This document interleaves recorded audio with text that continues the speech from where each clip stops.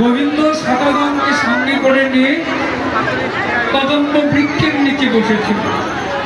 আর যমুনার এই পারে শ্রীমতী রাধারানী সখীগণকে সঙ্গে করে নিয়ে এবার যমুনায় জল ভরবার ছলনা করে এবার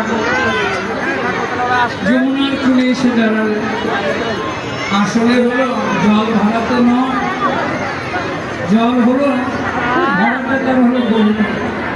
মুখ্য বিষয়টা হলো গোবিন্দ বদন দর্শন করা। তাই রাধারানী যমুনার জলে নেমে কলসিখানা জলের ভিতরে ঘোরাচ্ছে। হ্যাঁ, কিন্তু লক্ষ্যটা কিন্তু কদম্ব বৃক্ষের নিচে। হ্যাঁ, হরি গোবিন্দ বদন দেখে আর কলসিখানা ঘোরাতে ঘোরাতে কিন্তু আসল তো ব্যাপার হলো গোবিন্দ বদন দেখা। এই রাধারানী একবার ভরে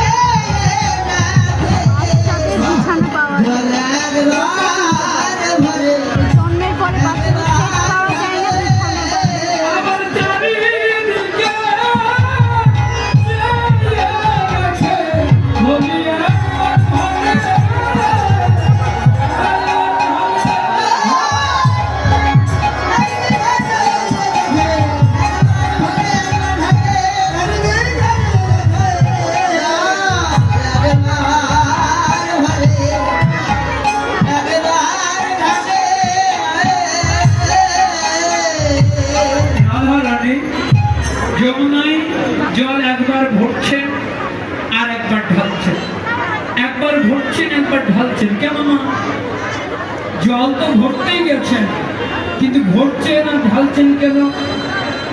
বৈষ্ণব কবি জানাচ্ছেন যে রাধারানী কি জল ভরছেন আর কি জল ঢালছেন। ও মেয়ে, এই জায়গাটা ভালো করে শোনেন। রাধারানী একবার জল ভরছেন একবার ঢালছেন। তাহলে